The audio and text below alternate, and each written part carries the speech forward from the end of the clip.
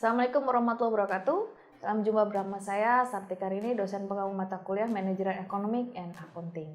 Pada kesempatan kali ini, saya akan memberikan pokok bahasan modul kelima mengenai cost concept atau konsep biaya. Baik, mari kita mulai.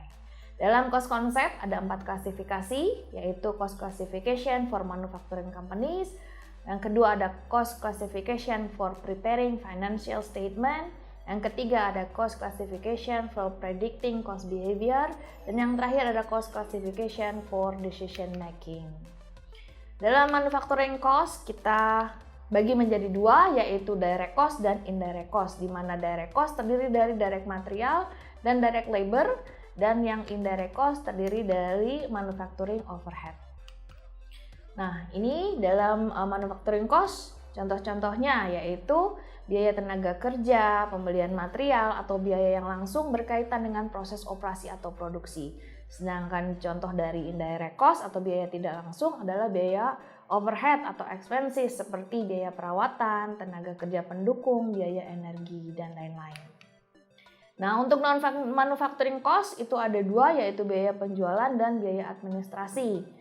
Ya, biasanya kalau dalam biaya penjualan, biaya yang dibutuhkan untuk keamanan pesanan dan pengiriman produk. Sedangkan biaya administrasi adalah biaya-biaya untuk semua level manajemen, staff, dan administrator. Atau biasanya disebut dengan period expense.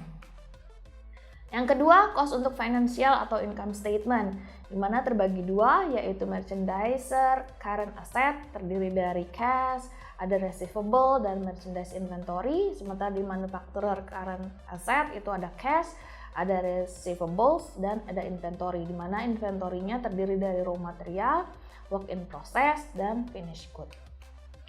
Cost behavior, cost atau biaya yang dipengaruhi oleh aktivitas dalam proses operasi atau produksi. Terbagi dua, yaitu fixed cost, biaya tetap, dan variable cost, di mana disebut juga biaya tidak tetap. Biaya untuk pengambilan keputusan merupakan biaya yang seharusnya dihindari, namun dapat disiapkan dalam anggaran jika dibutuhkan, tergantung dari keputusan manajemen. Biasanya terdiri dari opportunity cost dan sunk cost.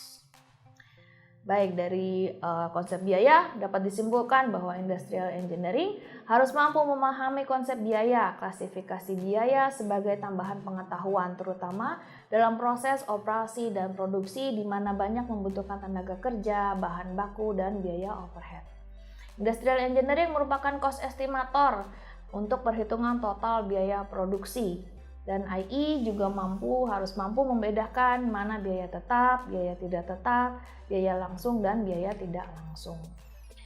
Dan yang terakhir bahwa IE harus mampu membaca laporan keuangan yang disajikan oleh teman-teman accounting dan keuangan untuk mengetahui apakah perusahaan mendapatkan keuntungan sesuai dengan target. Baik, demikian sedikit mengenai pokok bahasan dari modul kelima. Semoga teman-teman bisa mempunyai sedikit gambaran mengenai cost concept atau konsep biaya. Semoga bermanfaat dan dapat dipahami. Terima kasih. Wassalamualaikum warahmatullahi wabarakatuh.